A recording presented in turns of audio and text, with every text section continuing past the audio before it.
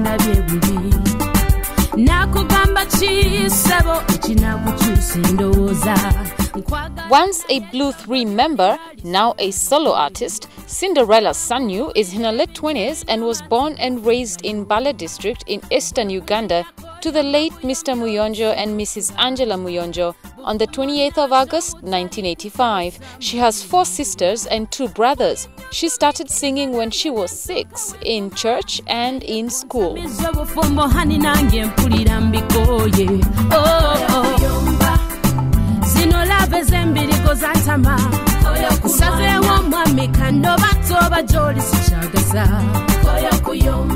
She, however, first came into the limelight in 2000 at the age of 15 after the Coca-Cola Popstar events where, together with Jackie and Lillian, they were given long-time music contracts. For a period of roughly 7 years, Cindy was part of the Blue 3, and during this time, the group achieved a lot, including Palm Awards, Kisima nominations and MTV nominations. Time alone, we tell everything I'm in. What we got is something we should live to tell. Baby, take my hand, let me through the trench. Meant for us to chase. So let me make a sweet, Cinderella Sanyu, a Ugandan R&B dancehall singer and songwriter, is usually referred to as Cindy, which is her stage name. Her debut solo album, Ayocha Yocha, is still topping charts all over East Africa, with hits like Mbikoye and Nawewe, One and Only, Total Satisfaction, and now Party. Hey, you give me total satisfaction. You give me total satisfaction. Cindy has won 3 national awards for her solo work and other 3 awards as a member of Blue 3. As a young girl, Cindy never got a chance to sing in her school choir because she was tiny. So her musical talents were nurtured in church and at home by her mother. Cindy has performed on stage with Akon, Biniman, the King of Dancehall, and P-Square, recently being crowned the Diva of the Year. Hey, hey, hey. Can you feel the heat? It's burning up. Baby boy is rocking me world. He be doing it so good. Now me losing me mind. The way that is talking, walking, moving, shaking, laughing, man, it's getting to me. I try and get over. She also hosted a fashion show on NTV called Trends. During the Biniman Uganda tour, Cindy was among the few Ugandans that put up tight presentations. Cinderella Sanyu, also known as Cindy, is in love with Mario Brunette and they gave birth to a baby girl. The couple spent a greater part of last year loving each other and happily looking after each other and their little one.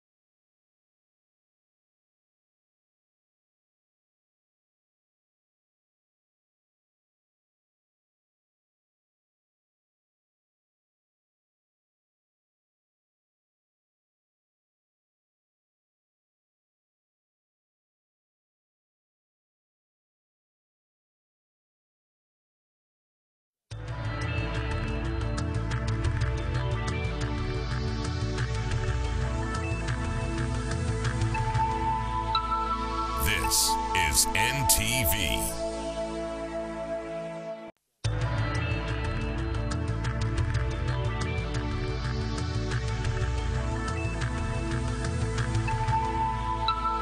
This is NTV.